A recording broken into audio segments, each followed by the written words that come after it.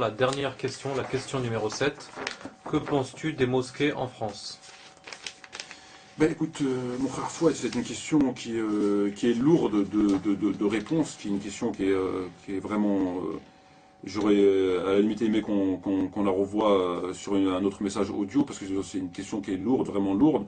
Mais maintenant qu'on y est, je vais tâcher d'essayer de répondre le plus clairement possible. La construction de mosquées sur un territoire musulman, le prophète sallam, il a dit dans Hadith al-Bukhari Muslim, n'emportez pas le Coran sur un territoire ennemi. Le fait de venir construire la maison de Dieu, une mosquée, chez les mécréants, c'est déjà une hérésie. Parce que dès lors que le musulman n'a pas le droit de vivre sur un territoire qui n'est pas gouverné selon les lois de Dieu, qui est un territoire corrompu, pervers, etc., tu n'as pas le droit de venir y vivre. Tu n'as pas le droit de venir y vivre. Et les savants le disent, comme Gardaoui l'a dit par exemple, et bien d'autres, Saïd Qutb, etc., bon, bien d'autres. Et donc, à partir du moment où tu n'as pas le droit d'y vivre, et tu n'as même pas le droit de ramener le Coran, n'emportez pas le Coran sur un territoire ennemi. Un territoire ennemi, qu'est-ce qu'on désigne par un territoire ennemi? C'est tout territoire qui n'est pas géré par la parole de Dieu. Tout territoire. Qu'il soit mécréant, païen, idolâtre, enfin bref. Donc à partir du moment où tu n'as pas le droit de vivre sur ce territoire-là, comment tu peux venir construire des mosquées? Donc en construisant des mosquées, tu appelles à tacitement aux musulmans de venir vivre sur ce territoire-là. Donc tu appelles à la transgression. Si tu appelles à la transgression, tu appelles aux conséquences que ça implique. Les conséquences, c'est quoi? Ben, on revient aux mêmes choses. L'abandon des lois de Dieu, le non-port du voile, l'impuissance par rapport à ce dont sont victimes les musulmans à travers le monde, aucune économie, ça revient à la même chose. Et à rester à ce stade. Donc le fait de construire... Vous avez l'exemple de la mosquée dans la sourate Tawbah, la sourate 9, où les hypocrites avaient construit une mosquée. C'est dans le Coran. Ils ont construit une mosquée, mais leur intention était autre. C'était pour diviser les musulmans. Qu'est-ce qu'il a fait le prophète salam? Il l'a brûlé. Si reprenez les livres d'histoire. Il a ordonné d'aller brûler la mosquée. Si on compare cette mosquée à ce qu'on fait aujourd'hui à la mosquée de Paris et aux autres, c'est incomparable. C'est la même comparaison entre la cité de Sodome et Gomorrhe et la cité d'aujourd'hui. C'est exactement la même chose. Donc, le fait de construire une mosquée, c'est appeler les musulmans à l'apostasie et aux conséquences que ça implique. À avoir un islam de pure forme, un islam de la fin des temps, un islam d'un verset, un islam de deux versets. Et ça, c'est une hérésie, c'est un crime à l'égard de l'islam, à l'égard des musulmans. Déjà, donc ça, c'est une chose. Une des conséquences, puisqu'on parle des conséquences, une des conséquences par rapport à ça, c'est quoi? C'est que le prêche de la prière du vendredi, sachant qu'on vit chez les ennemis de l'islam, et que c'est eux qui gèrent les mosquées, qui ont autorité sur les mosquées, on est sur leur territoire. Donc ils appliquent leurs lois sur leur territoire, ce qui est normal. Bon, il est bien évident qu'ils ne vont pas tolérer un islam authentique. Bien, ils ne vont pas accepter la polygamie, ils ne vont pas accepter un certain nombre de choses. Bon, et ces choses-là, parmi ces choses-là, il y a entre autres le prêche de la prière du vendredi. Le prêche de la prière du vendredi, à l'époque du prophète, et les savants sont d'accord, c'est rappeler les musulmans à leurs devoirs, etc., etc., etc. Or, aujourd'hui, le prêche de la prière du vendredi est complètement détourné, vidé de son sens. C'est-à-dire qu'il est fait volontairement sous ordre du maître mécréant de ne pas parler de choses politiques, c'est-à-dire des problèmes des musulmans, etc. Et ça, c'est la conséquence de la construction. Et parce que l'ennemi mécréant, et c'est normal, n'accepte pas qu'on appelle les musulmans à aider leurs frères, etc. C'est normal. Et ça fait, après, ça fait la sédition chez eux, c'est trouble à l'ordre public, c'est tout à fait normal. Et eux, ils ont accepté cette transgression au livre de Dieu. Ils ont accepté de dénaturer, dénaturer une pratique connue du prophète et des quatre califes pour nous parler de la pluie du beau temps, sous les ordres du mécréant. Et quand on leur dit ça, ou ils ne reconnaissent pas, ou ils disent on est impuissant. Mais si vous vous mettez dans une situation d'impuissance et que vous vous plaignez de votre impuissance, ça n'a pas de sens. On ne peut pas se mettre dans une situation d'impuissance et se plaindre de l'impuissance. Et eux, c'est eux qui se sont mis dans cette situation-là et qui alimentent cette situation-là. Et pour faire le jongler, ben, on obéit. Vous ne parlez pas de politique, vous laissez vos frères mourir, vous laissez ce que le prophète a ordonné, le monde il s'écroule, hein, il faut dire qu'il s'écroule, et eux ils vont parler de quoi? Ils vont parler de la pluie du beau temps. Oui, ceci, cela, et puis le monde il s'écroule. Et ça c'est très grave, parce qu'on trouve même dans certaines mosquées, notamment la mosquée de Darwa dans le 19e ou la mosquée de Mantes-la-Jolie, à l'entrée même de ces mosquées-là, il est écrit, il est interdit de faire de la politique dans la mosquée.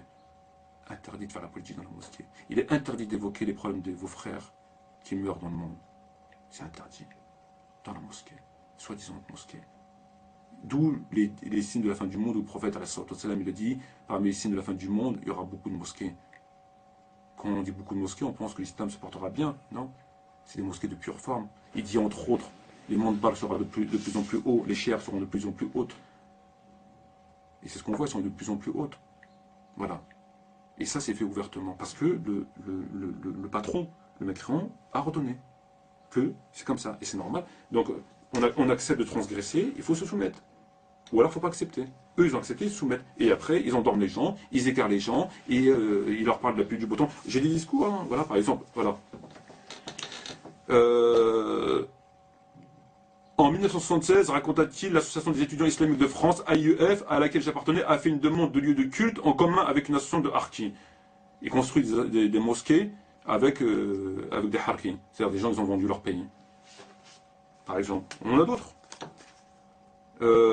Une première conclusion se dégage de cette étude. On ne prêche pas le djihad dans les mosquées de France. À quelques rares exceptions près, la khutbah ne porte pas sur des sujets politiques.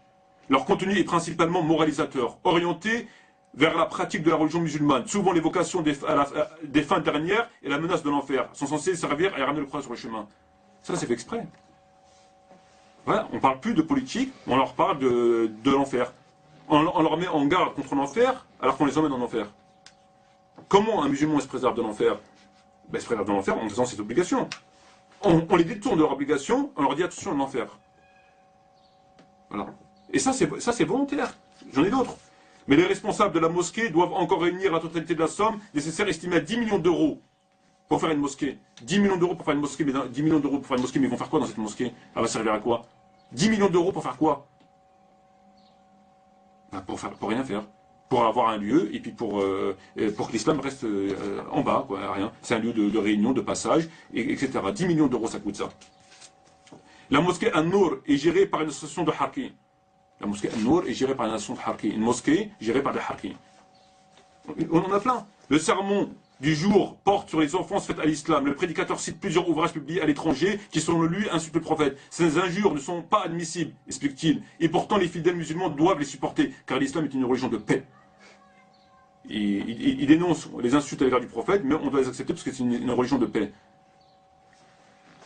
Alors que dans la Sunna, on a des exemples clairs sur cette question-là. C'est une contradiction avec les propos. Mais c'est normal, c'est un prêche. Il ne peut pas dire le contraire.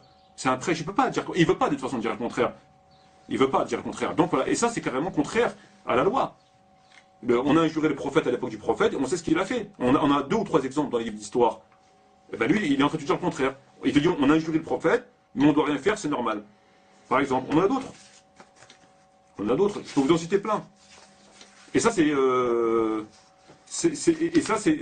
qui se passe.